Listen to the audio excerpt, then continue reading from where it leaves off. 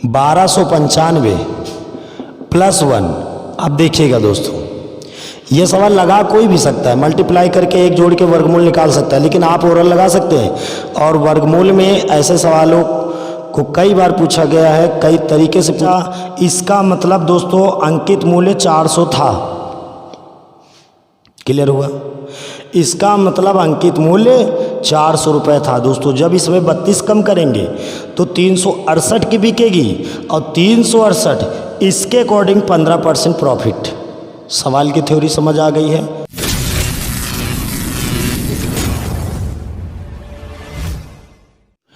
दोस्तों नमस्कार, APS academy में आपका हार्दिक स्वागत है। दोस्तों मैं आर के सर। इस समय हमारी प्रॉफिट लॉस की सीरीज चल रही थी, जिसमें आज ये चैप्टर फिनिश हो जाएगा, जिसके अंतिम लेवल के सवाल चल रहे हैं जो डिस्काउंट चैप्टर से रिलेटेड हैं। तो दोस्तों देखते हैं बहुत अच्छे से आज का हमारा सवाल क्या है। दोस्तों हमारा आज का बहुत बेहतरीन क्वेश्चन है। एक व्यक्ति पंखों के मूल्य में उसके लागत मूल्य से 40% अधिक अंकित करता है तथा 15% का डिस्काउंट देता है। उसका लाभ प्रतिशत पूछा गया दोस्तों। तो दोस्तों सिंपल है दोस्तों, किसी चीज़ की लागत कीमत आपने 100 मान ली और बोला है 40% अधिक अंकित करता है, तो दोस्तों 40% अधिक अंकित करने का मतलब वो 140 अंकित करता है। अब दोस्तों वो बट्टा देता है, 15% का बट्टा देता है, और जब बट्टा देता है तो हमारा एसपी निकल के आता है, यानी कि सेलिंग प्राइस। तो दोस्तों 15% का बट्टा है। ध्यान से देखें, इसका 10% 14 हुआ तो 5% 7 हो जाएगा, तो 14 और 7 हो जाएगा हमारा 21। 21 कम हो जाएगा, 21 कम हो जाएगा तो दोस्तों 140 में जैसे 21 कम होगा तो हमारी वो वस्तु कितने की बिकेगी? 119 की। अगर आप 100 के अकॉर्डिंग इसे देखें, एसपी को सीपी के अकॉर्डिंग देखेंगे तो 19 रुपये ज़्यादा में बिकी है, तो आपको लाभ 19% का हो जाएगा दोस्तों। सिंपल है दोस्तों, क्वेश्चन में कुछ नहीं था, लेकिन फिर भी हम इसको एक बार रिपीट कर देते हैं। दोस्तों सवाल में कहा है अंकित मूल्य लागत मूल्य से 40% अधिक है, तो हमने क्रय मूल्य जो है लागत मूल्य उसको 100 मान लिया, 40% अधिक अंकित किया तो दोस्तों 140 हो गया। अब हमको 15% का डिस्काउंट देना है 140 पर, तो 140 × 15/100 अगर दोस्तों तुम सॉल्व करोगे तो आपका आंसर आ जाएगा 21। जब 21 कम करेंगे तो 119 की बिकेगी। तो सिंपल है दोस्तों, क्रय मूल्य से ये लागत मूल्य से कितना ज़्यादा है? 19 रुपये ज़्यादा, इसलिए 19% का प्रॉफिट हो जाएगा। तो दोस्तों उम्मीद करता हूँ ये क्वेश्चन बहुत अच्छे से समझ आ गया। देखते हैं नेक्स्ट क्वेश्चन बहुत अच्छे से। दोस्तों क्वेश्चन है, एक घड़ी विक्रेता अंकित मूल्य पर 5% का बट्टा देता है।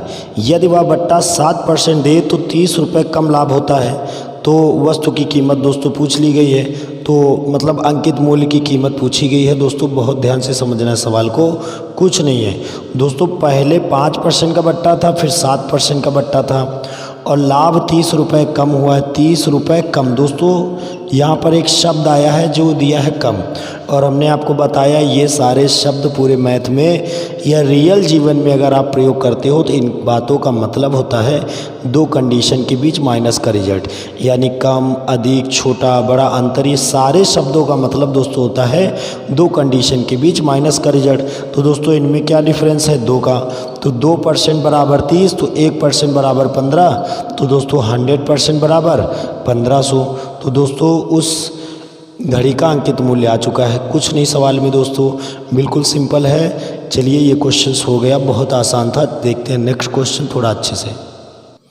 दोस्तों क्वेश्चन को ध्यान से देखें, एक वस्तु के अंकित मूल्य में 15% का बट्टा देने के बाद भी 20% का लाभ होता है। मतलब 15% का बट्टा दिया जाता है, 20% का लाभ होता है। यदि क्रय मूल्य 153 हो तो अंकित मूल्य दोस्तों पूछा है। दोस्तों इसके लिए मैंने बताया था कि आप फार्मूले का भी प्रयोग कर सकते हो और बिना फार्मूले के भी इस सवाल को सॉल्व कर सकते हो। दोस्तों मैंने दोनों तरीके बताए थे। तो अब ज़्यादा देर न करते हुए अंतिम लेवल के सवाल चल रहे हैं। आप जानते हैं कि बिना फार्मूले के मैंने इसको कैसे कराया था। सवाल की नंबरिंग नहीं याद आ रही, लेकिन फिर भी आप जब चैप्टर लगाएंगे तो जब भी मैंने फार्मूला इसके पहले कहीं भी बताया है तो इसको फार्मूले से भी और बिना फार्मूले से भी आपको बताया है। तो आप पूरा वीडियोस देखें, इसके पहले के वीडियोस देखें, आपको मैथ भी बहुत अच्छे से आने लगेगी। साथ में आप बिना फार्मूले की प्रैक्टिस कर लें। तो दोस्तों देखिएगा, यहाँ पर क्रय मूल्य अंकित मूल्य आपसे पूछा है, मार्केट प्राइस। क्रय मूल्य 153 दिया है, 20% का प्रॉफिट तो 100 प्लस प्रॉफिट परसेंट और 100 माइनस डिस्काउंट परसेंट, तो दोस्तों बोला गया 100 माइनस डिस्काउंट, 15% डिस्काउंट था तो दोस्तों 85 लिखेंगे। दोस्तों ये बात क्लियर हो गई है, कोई दिक्कत नहीं दोस्तों। 17 पचे 85, 17 नैया 153, यहाँ तक दोस्तों क्लियर हो गया है। अब देखिएगा 5 24 वाहम 120, 24 नैया दोस्तों 216, 24 नैया दोस्तों कितना होता है 216। तो दोस्तों हमारी वस्तु का जो अंकित मूल्य है वो 216 आ चुका है।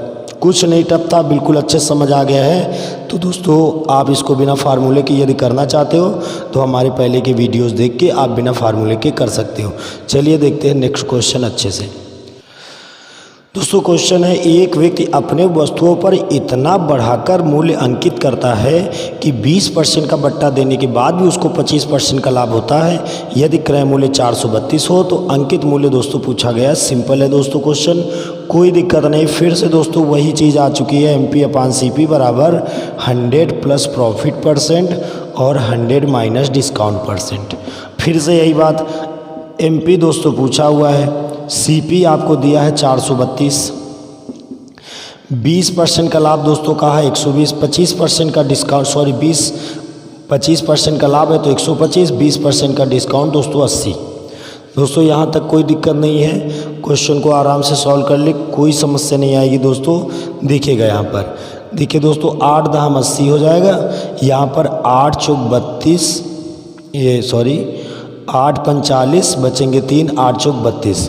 ये दोस्तों क्लियर हो गया है। अब दोस्तों देखिएगा सॉल्व कर देते, 2 पंचे 10, यहाँ पर 2 दूना 4 और 2 सत्ते 14, यहाँ पर दोस्तों 5 25 वहाँ 125 दोस्तों। 25 इंटू 27 आपको करना है, यानी 25 इंटू 27 आप अगर करेंगे तो दोस्तों गुणा कर दे। जैसे 25 इंटू आप यहाँ पर देखिए, अगर यहाँ पर देखा जाए 25 सत्ते 175 की 5 हासिल लगे 17, पहली बात 25 दूना 50 और 50 17 67। दोस्तों ये बात क्लियर हो गई है। अब मैं आपको एक कंडीशन बताना चाहता था, इसीलिए मैंने सॉल्यूशन पे थोड़ा सा रुकने की कोशिश की थी, लेकिन फिर मुझे लगा कि अभी ये उचित ना हो करके मैं इसको बाद में बताऊं। तो दोस्तों अब समझिएगा, जिसलिए मैं सॉल्यूशन पे थोड़ा सा इसलिए रुका था कि मुझे वो चीज़ याद आ गई। बिल्कुल मैं आपको क्या समझाना चाहता हूँ ध्यान दीजिए। अगर इस वीडियो को दोबारा पॉज करके देखेंगे तो देखेंगे मैं इस सॉल्यूशन पे थोड़ा सा रुका था। उसका रुकने का दोस्तों रीज़न ये है कि कुछ रूल्स इतने ज़्यादा क्लियर हैं, इतने ज़्यादा क्लियर हैं कि वो चीज़ आते ही वो रूल्स याद आते हैं। और आप लोगों में क्या दिक्कत है कि रूल्स आपके दिमाग में होता है, जब हम लोग याद दिलाते हैं तो याद आते हैं आपको, यानी हनुमान जैसे आप मानिए, मतलब याद दिलाओ तो आपको अपना बल याद आएगा, ऐसे याद नहीं आता है, मैं ये कहना चाहता हूँ। तो दोस्तों यही चीज़ हमको समझानी है कि आखिर प्रैक्टिस करिए, क्यों याद हमें आता है, आप क्यों भूल जाते हो। मतलब सिर्फ अगर कहीं भी कोई कमी है तो दोस्तों मैं 100% ये गारंटी के साथ कह सकता हूँ, दुनिया का कोई इंसान हमारी इस बात को काट नहीं सकता है, आपके अंदर प्रैक्टिस की कमी है। अगर आप प्रैक्टिस करें तो आपको तुरंत याद आता। दोस्तों देखिएगा ये मल्टीप्लाई मैं ओरली कैसे कर रहा था, जिसको मैंने थोड़ा सा पॉज करके आपको पहले सॉल्यूशन किया, उसके बाद अब मैं आपको बताने जा रहा हूँ कि क्या मैटर था। देखिए दोस्तों किस तरीके से, अभी आपको दोस्तों याद आया होगा इस सवाल के सॉल्यूशन पे मैं जहाँ रुका था वहाँ पर कंडीशन 27 इंटू 25 बनी थी, 27 इंटू 25, इसी को मैंने मल्टीप्लाई कराया था, यहीं पर रुका था। तो दोस्तों मैं आपको बता दूं, देखिएगा ये लगातार ऑड नंबर है दोस्तों, बहुत बड़ा रूल है, आप ध्यान दीजिएगा, बहुत ही अच्छे लेवल पर आपको समझा देता हूँ। ये लगातार ऑड नंबर है, या फिर आप लगातार इवन नंबर ले लो, यानी इवन मतलब दोस्तों लगातार सम, ऑड मतलब लगातार विषम। तो दोस्तों देखिएगा मैं आपको बता देता हूँ, जैसे कि मैं लगातार कोई सम संख्या ले लूँ, कोई सिंपल ले लूँ, मैं 24 इंटू 26 ले लूँ, कोई बड़ी बात नहीं है। मतलब ये लगातार सम और लगातार विषम की बात आई। यहाँ पर ऐसा आया इसलिए मैं थोड़ा सा स्टॉपेज कर गया। स्टॉपेज इसलिए कर गया कि मुझे वो रूल तुरंत याद आ गया, अरे ये तो रूल था कोई।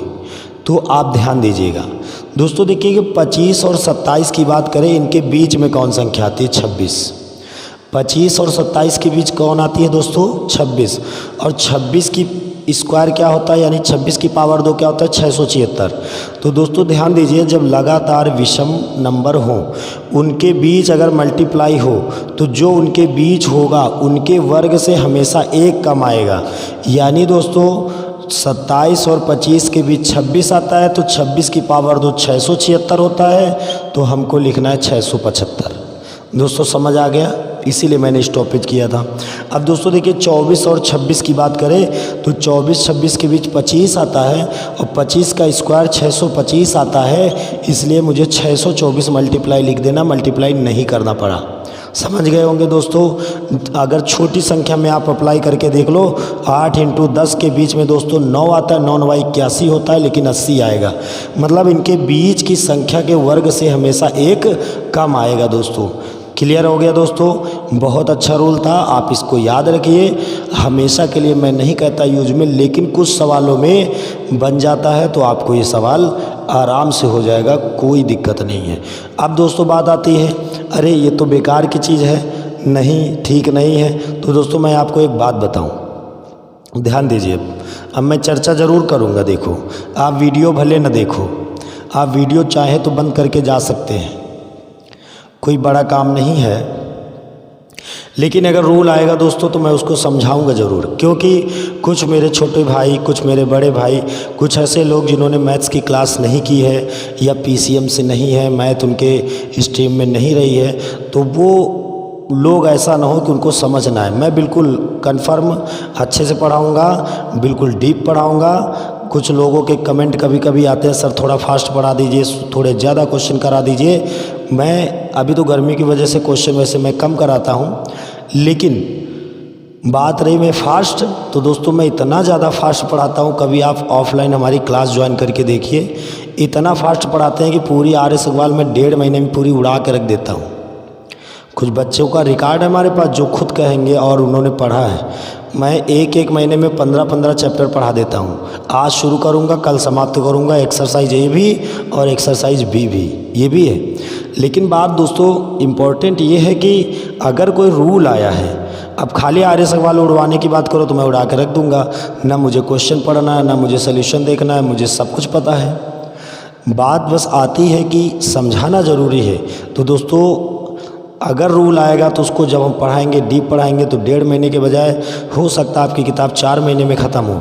लेकिन फिर हमारे पढ़ने के बाद, हमसे पढ़ने के बाद आपको ये मैथ नहीं पढ़नी पड़ेगी, ये बिल्कुल कन्फर्म आप बिल्कुल समझ लीजिए। तो दोस्तों देखिएगा, हमको एक चीज़ याद आ गई। अब दोस्तों देखिए, मान लीजिए एक क्वेश्चन आपका आया, ध्यान दीजिए। एग्ज़ाम क्वेश्चन कई बार आया हुआ है, कई बार क्वेश्चन आया हुआ है कि x + 2 यानी कि दोनों का मल्टीप्लाई किया जाए तो इसको पूर्ण वर्ग होने के लिए, यानी दोस्तों मैं आपको बताता हूँ सवाल क्या है। सिंपल से आप सवालें देख लीजिए, वरना आपको प्रॉब्लम होगी। मैंने दोस्तों यहाँ पर 46 लिखा, यहाँ पर 48 लिखा, यहाँ +1 लिखा। लो, बेहतरीन क्वेश्चन दोस्तों बन गया वर्गमूल का। अब आपको इसके बराबर लाना है। तो दोस्तों एक सिंपल चीज़ पहले आप समझिए, ये देखिए, छोटी संख्या पे समझिए। 4 × 8 + 1 दोस्तों क्या हुआ देखिएगा, सॉरी लगातार सम या विषम है ना, रूल तो यही था।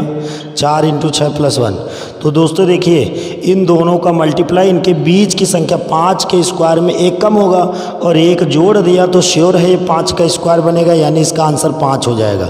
25 का वर्गमूल, यानी कि जब एक जोड़ देंगे तो 46 और 48 के बीच दोस्तों कौन है? 47। तो इसका आंसर 47 आएगा। मतलब जो भी आएगा उसका अगर वर्गमूल निकालेंगे तो आपका 47 आएगा। दोस्तों एक बड़ा सा सवाल बन सकता है, मैं आपको बता देता हूँ। 1293 × 1295 + 1। अब देखिएगा दोस्तों, ये सवाल लगा कोई भी सकता है, मल्टीप्लाई करके एक जोड़ के वर्गमूल निकाल सकता है, लेकिन आप ओरल लगा सकते हैं। और वर्गमूल में ऐसे सवालों को कई बार पूछा गया है, कई तरीके से पूछा गया है। आपको रूल समझा रहा हूँ, वो रूल अभी आपको बड़ा आसान लगा था कि सर ने ये बता दिया। देखिएगा अभी सवाल की पहुँच कितनी बड़ी हो गई है। आप मल्टीप्लाई करके एक जोड़ेंगे, कब तक लगाएंगे? 1293 1255 के बीच क्या आता है? 1294। इसका दोस्तों आंसर हो गया, क्योंकि पता है इन दोनों का मल्टीप्लाई करेंगे तो 1294 के स्क्वायर में एक कम आएगा और एक ऐड किया जा रहा दोस्तों। इससे मतलब समझिए आप, क्लियर है? तो बात ये आती है, कुछ टीचर्स आपको रूल्स तो बता सकते हैं, ऐसा नहीं है, वो रूल्स तो बता देंगे, लेकिन उस रूल्स का यूज कहाँ है, सवाल कैसे बनना है, वो सारी चीज़ें कौन बताएगा आपको? वो सारी चीज़ें तो कोई नहीं बताएगा आपको। यही समझाना है दोस्तों हमको। आप एक बार, अभी तो आप थ्योरिकल सवाल पढ़ रहे हो, परसेंटेज पढ़ रहे हो, प्रॉफिट लॉस पढ़ रहे हो, आगे SI से कभी नंबर सिस्टम का मौका आएगा हमसे पढ़ने का अगर आपको, तो नंबर सिस्टम आपको उस लेवल का पढ़ा देंगे कि आप हमेशा सोचते रहोगे कि आखिर वास्तव में अभी तक जो पढ़ा मैंने शायद उससे कम ही था। अब दोस्तों बात आती है, मैंने अभी इसके पहले जो एक मोटिवेशनल वीडियो दिया उसमें मैंने आपको बताया था कि कुछ लोग एग्ज़ाम ओरिएंटेड नहीं पढ़ाते हैं। तो दोस्तों ऐसा भी नहीं कि मैं ऐसा पढ़ाऊँगा जो एग्ज़ाम में ना है, मैं वो चीज़ें नहीं पढ़ाता। मैं उतना पढ़ाऊँगा जो एग्ज़ाम में आता है और उतना कोई नहीं पढ़ाता। मैं कहना ये चाहता हूँ, मेरी बात को ध्यान दीजिए, चाहूँ तो मैं भी नए नए सवालों का क्रिएशन कर सकता हूँ। मेरी भी मैथ लिखी हुई है, मैं कोई ऐसे नहीं पढ़ाने लगा यहाँ पर कि बस किसी और राइटर को पढ़ाता रहो। अभी मैं RS अग्रवाल पढ़ाता हूँ। जिस दिन मैं आपको अपना राइटर पढ़ाऊँगा तो एग्ज़ाम में शायद ही दोस्तों क्वेश्चन एक छूट जाए। आप जो मेरे यहाँ ऑफलाइन पढ़ते हैं वो मेरी मैथ्स पढ़ चुके हैं और बहुत ही अच्छे लेवल पर मैथ्स, जिसमें से मैथ को लगाने के बाद कम से कम 10-12 राइटर कोई क्वेश्चन ही लगभग ना आपका फंसे। तो दोस्तों ये आपको लग रहा होगा कि मैं बहुत बड़ी बड़ी बातें कर रहा हूँ, कुछ नहीं। ये बड़ी बड़ी बातें अभी आपको लग रहे हैं क्योंकि आप हमें सिर्फ सुन रहे हो, आप सिर्फ हमें हल्का फुल्का जान रहे हो, अभी हमसे मिले नहीं हो, अभी मेरी क्लासेस नहीं देखी है, ये सारी चीज़ें आपने नहीं देखी हैं। आप तो आपको ये बातें बड़ी लगेंगी। जब कभी मिलना होगा या हमारी मैथ आपको मिलेगी तो आप खुद ये बात कहने के लिए रेडी हो जाएंगे। तो दोस्तों चलिए ज़्यादा ना बात करते हुए, वैसे मैंने बात भी बहुत कर दी है, कोई बात नहीं है। चलिए आगे के क्वेश्चन देखते हैं। इसके बाद जब कभी ये मौके मिलेंगे तो मैं आपको बताऊंगा। अभी बहुत सारे ऐसे रूल्स हैं, मैं PCM और BSc वालों के लिए भी बता रहा हूँ। ऐसे ऐसे रूल आप पढ़ कर आए हैं जिनको सिर्फ रूल पता है लेकिन उसका यूजेस क्या है वो नहीं पता है। और अर्थमेटिक में उससे संबंधित ऐसे ऐसे सवाल आ रहे हैं कि आप उसका फार्मूला जानते हो लेकिन आप सवाल नहीं कर पाते हो, प्रॉब्लम है आपके पास। तो दोस्तों देखिएगा, समझाते हैं आपको, एक नमूना और समझाएंगे, ज़रूरी भी है दोस्तों, वीडियो को पूरा देखना, मज़ा आ जाएगी। दोस्तों देखिए एक क्वेश्चन एग्ज़ाम में बहुत आ रहा है, ध्यान दीजिएगा। क्वेश्चन दोस्तों आ रहा है A² - B² बराबर 19। एग्ज़ाम में कई बार पूछा गया, ये तो एक छोटा सवाल है, कोई दिक्कत नहीं। या दोस्तों मैं कहूँ x+1 का होल स्क्वायर माइनस x² बराबर 41। कुछ ऐसे सवाल, अभी इस पर ज़्यादा चर्चा नहीं करेंगे, कंफ्यूज हो जाओगे। चलिए दोस्तों इसका मतलब समझिए, उसने बोल दिया यदि a और b लगातार संख्या है।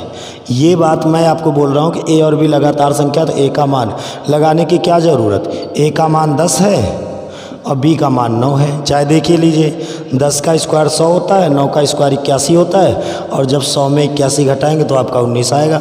अब सोचो आपको सर कैसे पता, मैं आपको बताता हूँ। आप जानते इसके बारे में, मैं आपको ये भी बता दूँ, आप इसके बारे में जानते हैं लेकिन आप इसके बारे में पूरा समझ नहीं पाए, और मैं एक चीज़ बताने जा रहा हूँ, आपको याद आ जाएगा। देखिएगा A² - B² बराबर आपने पढ़ा होगा A+B A-B।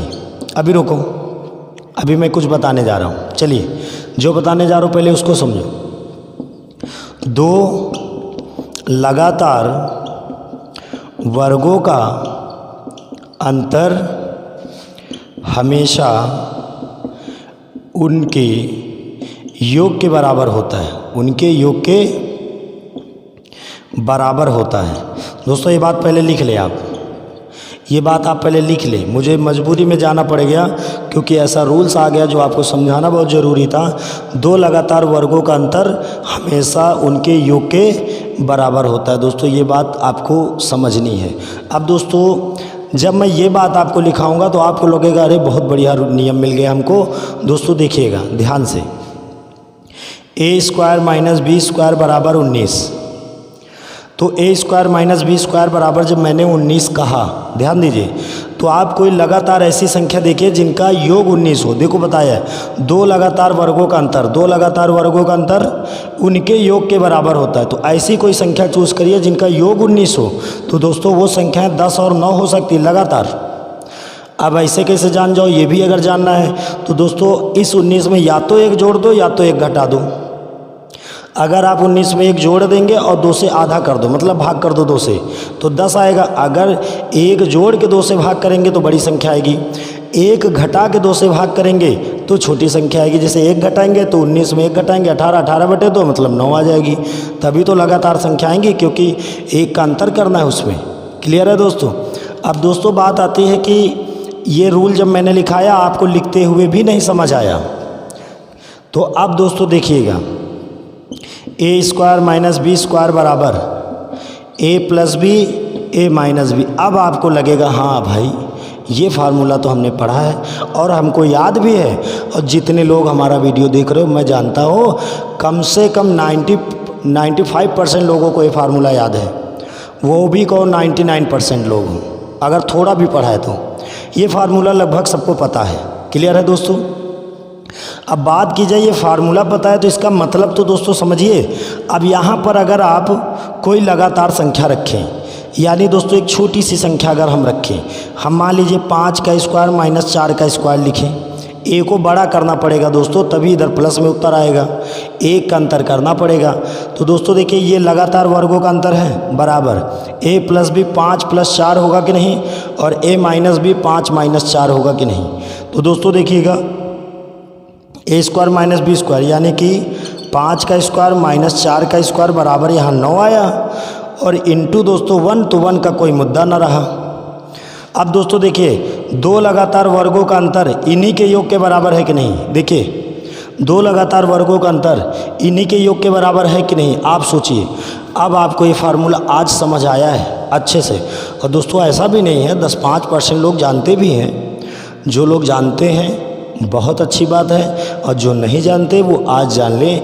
यही चीज़ें हमको नंबर सिस्टम में आपको जो चीज़ें पता है पहले तो वो बतानी है उनको एक अच्छे लेवल पे, बाकी बहुत सारी वो चीज़ें बतानी है जो आपने कभी सुना ही नहीं है, कभी पढ़ा ही नहीं है। और जिन लोगों ने सुना और पढ़ा है दोस्तों वो अच्छे बच्चे हैं, उन्होंने मेहनत की है तो उनको पता है। और जिन लोगों ने नहीं समय पर पढ़ा है, नहीं मेहनत की, तो दोस्तों आज मौका आया है, मैं पढ़ाने निकला हूँ तो आपको अच्छे से पढ़ना है। तो दोस्तों ये सारी बातें आपको बहुत विशेष ध्यान देना है, तब जाके आपकी मैथ एक बहुत ही स्ट्रॉन्ग लेवल पे तैयार होगी। चलिए ये सारी चीज़ें बीच में आ गई थी, मैंने बता दिया है। देखते हैं नेक्स्ट क्वेश्चन बहुत अच्छे से, जो भी, क्योंकि आज ये चैप्टर हमको फिनिश करना है बहुत अच्छी तरीके से। चलिए क्वेश्चन देखते हैं। दोस्तों क्वेश्चन है, एक वस्तु के अंकित मूल्य में 20% की छूट देने पर विक्रय मूल्य 24 हो जाता है। अगर छूट 30% दी जाए तो विक्रय मूल्य क्या होगा। तो दोस्तों सिंपल है क्वेश्चन, 20% अगर छूट दी जाए यानी 80, तो विक्रय मूल्य 24 हो जाता है। अब दोस्तों करें छूट यदि 30% दी जाए तो 30% दोस्तों मतलब 70, तो विक्रय मूल्य कितना हो जाता है, इसकी जगह क्वेश्चन मार्क। और दोस्तों ये रूल अनुपात समानुपात का जो होता है, इसका रूल होता है अंतःपदों का गुणनफल बराबर बाह्य पदों का गुणनफल। तो दोस्तों अंतःपदों का गुणनफल 24 × 70, बाह्य पदों का गुणनफल तो क्वेश्चन मार्क × 80, यानी कि क्वेश्चन मार्क बराबर करेंगे तो दोस्तों नीचे क्या आ जाएगा, 80 आ जाएगा। 0 0 8 3 24, तो दोस्तों आंसर आ जाएगा 21। अगर 20% डिस्काउंट देते हैं तो आपका विक्रय मूल्य यदि 24 है, 30% डिस्काउंट देंगे तो आपका विक्रय मूल्य दोस्तों 21 हो जाएगा। क्लियर है दोस्तों, कोई दिक्कत नहीं है, बहुत अच्छे से समझ आ चुका है। चलिए देखते हैं नेक्स्ट क्वेश्चन बहुत अच्छे से।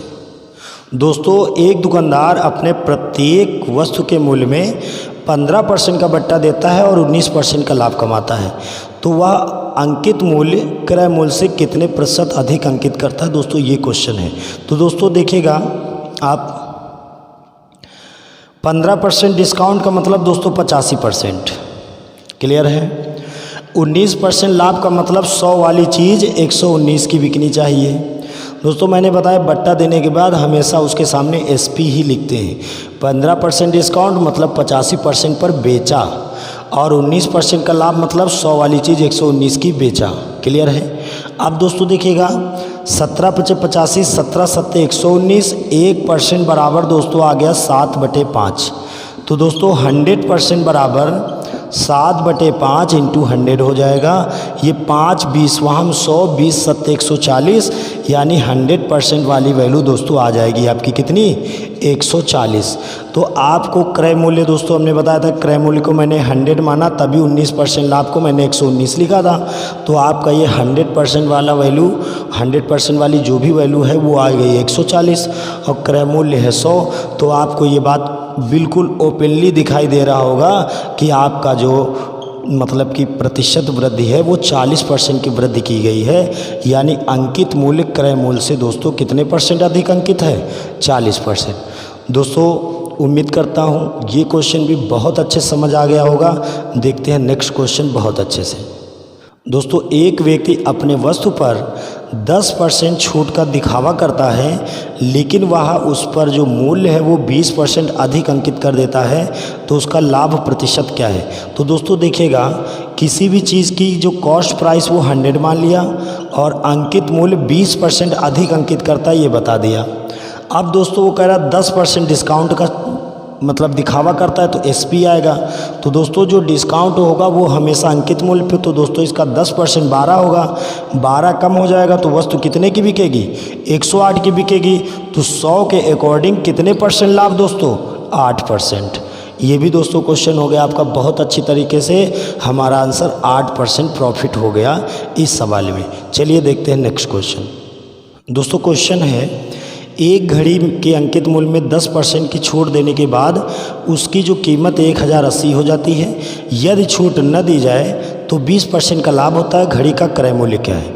दोस्तों देखिएगा 10% की छूट दी जा रही 90%, यानी दोस्तों अगर देखा जाए तो MP की कीमत 100% है, 10% की छूट दी जा रही तो 90%, तो वस्तु की कीमत 1080 हो जाती है। यानी दोस्तों मैंने बताया इसके बराबर विक्रय मूल्य लिखते जो आपको दिया है 1080 हो जाती है।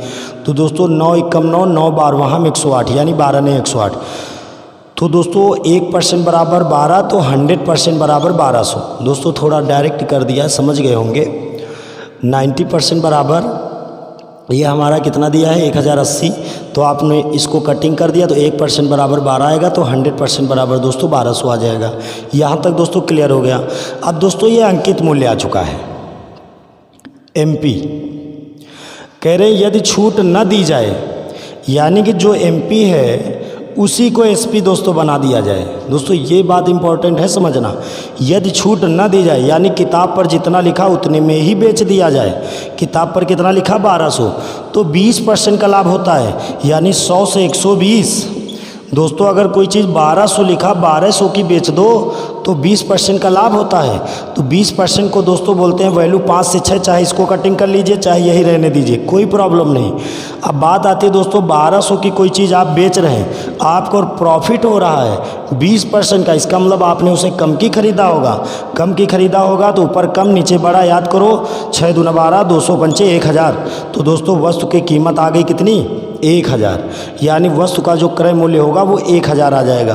दोस्तों उम्मीद करता हूँ ये क्वेश्चन बहुत अच्छे से क्लियर हो गया होगा, लेकिन फिर भी एक बार मैं इसको ओरली समझा देता हूँ। देखिए दोस्तों ओरल समझेंगे तो ज़्यादा समझ आएगा। समझिए, पहले आप रिलैक्स हो जाइए। देखिए 10% की छूट दी गई तो दोस्तों 90% में बेची गई, और जिसकी कीमत कितनी हो गई 1080, तो 90% बराबर दोस्तों 1080। क्लियर है दोस्तों। तो 1% बराबर 12, तो 100% बराबर 1200, यानी किसी किताब पर 1200 रुपये लिखा हुआ है। ये बात दोस्तों क्लियर हो गई। आप कह रहे हैं छूट ना दी जाए। दोस्तों कुछ किताबें ऐसी होती हैं जितना लिखा होता है उतने की ही बेची जाती हैं, यानी उसमें कोई छूट का मैटर नहीं रहता, यानी वही SP है जो एमपी है वही एसपी है। तो बोला 20% का लाभ होता है, यानी इसी कीमत पे बेची जाती है तो 20% का लाभ होता। तो 20% का लाभ का मतलब दोस्तों 20% को बोलते हैं 1/5, यानी वैल्यू 5 से 6। या आप डायरेक्ट 100 से 120 कर सकते हैं, वो भी कटिंग कर सकते हैं। तो 1200 की बेच रहे हो तो आपको प्रॉफिट हो रहा, तो मतलब आपने कम की खरीदा होगा। तो कितने की कम की खरीदा, चाहे आप 1200 इंटू 100 बटे नीचे 120 कर ले या ऊपर 5 नीचे 6 कर ले, उसी कटिंग का रूप। दोस्तों आंसर आ जाएगा 1000।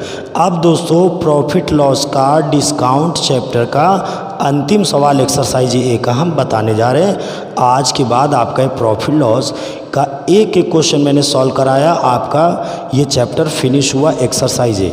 मैं अभी पूरी मैथ की एक्सरसाइज ए पढ़ाते हुए फिर से मैं आर्य सवाल की एक्सरसाइज बी पर आपके लिए अच्छे अच्छे वीडियोस बनाऊंगा, एक एक सवाल।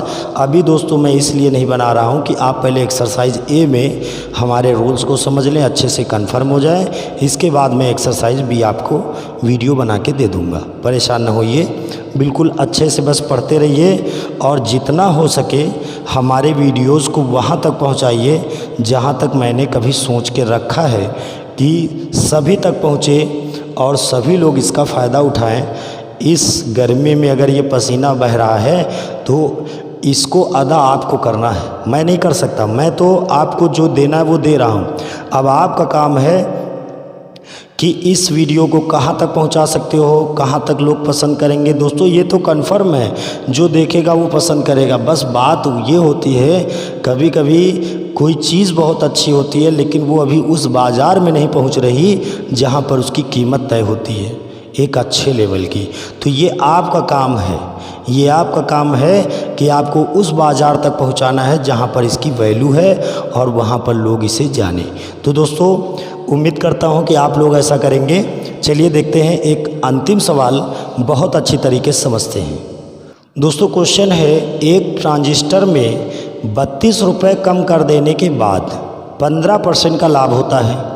यदि उसका क्रय मूल्य 320 हो तो अंकित मूल्य कितना है। मतलब कि क्रय मूल्य 320 हो तो अंकित मूल्य कितना है ये भी बता सकते हैं आप। दूसरी चीज़ ये भी बता सकते हैं कि कितने प्रतिशत लाभ हुआ। दोस्तों क्वेश्चन में तो प्रतिशत लाभ पूछा गया है। चलिए दोस्तों देखिएगा, बहुत अच्छे लेवल है दोस्तों, एक एक स्टेप। ज़्यादातर ये क्वेश्चन हमसे पूछा जाता है ऑफलाइन क्लास में। मैं आपको एक बार में ऐसा समझाने वाला हूँ कि आपको एक एक कंडीशन, एक एक पार्ट आपका इसको समझ में आएगा। चलिए देखिए दोस्तों, मैं सवाल को तोड़ के लिख रहा हूँ, जो ज़रूरी है पहले उसे। दोस्तों आपके सवाल में CP 320 दिया है, बस मैटर ख़त्म। यहाँ से समझिए, CP 320 आपके क्वेश्चन में दिया है या स्क्रीन पर जो क्वेश्चन आप उसे पढ़ लीजिए। 320 आपका क्रय मूल्य दिया है। अब दोस्तों बोला है प्रॉफिट परसेंट जो है 15% बोला है। कितना बोला है? 15%। तो दोस्तों 15% लाभ पर बेचोगे तो SP निकलेगा कि नहीं। अब आप देखिए 320 का 10% 32, 5% 16, 10% 32, दो इसमें से अगर आप एक अंक बाद दशमलव लगाएंगे तो संख्या का 10% निकलता है। तो इसका 10% 32, 5% 16, 32 और 16 48। क्लियर है दोस्तों, यहाँ तक समझ आ गए। तो दोस्तों इसमें 48 जुड़ जाएगा, यानी आ जाएगा 368।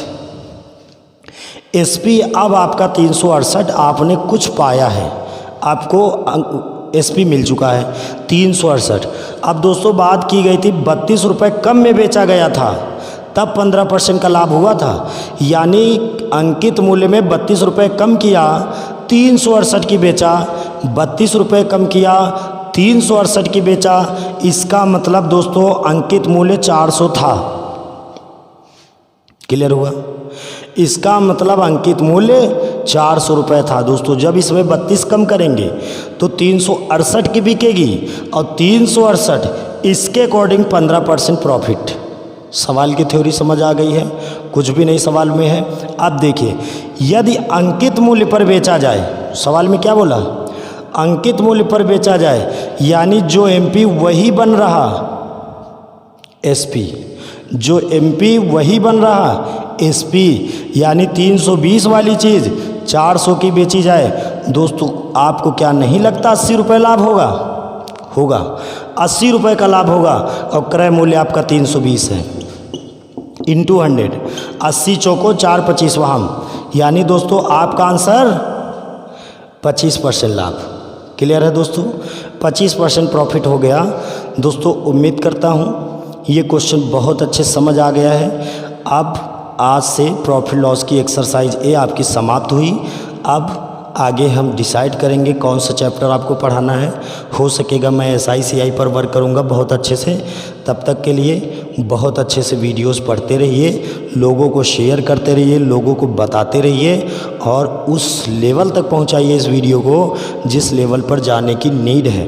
इस तरीके से अगर किसी ने मैथ पढ़ाई हो यूट्यूब पर, आपके लिए बता रहा हूँ, तो बिल्कुल आप उससे भी पढ़ सकते हो, मुझसे भी पढ़ सकते हो। लेकिन अगर इस तरीके नहीं पढ़ाई, नहीं समझाई, तो आपको कोई ज़रूरत नहीं उस टीचर से पढ़ने की। ऐसा नहीं है, कुछ यूट्यूबर बहुत अच्छे वीडियोस बना रहे हैं, बहुत अच्छा पढ़ा रहे हैं, उनको भी पढ़िए। और हो सके तो हमारे वीडियो को देख रहे हो तो हमारे वीडियो को पढ़िए। कुल मिला के मेरा कहने का मतलब दोस्तों, भटकिएगा मत।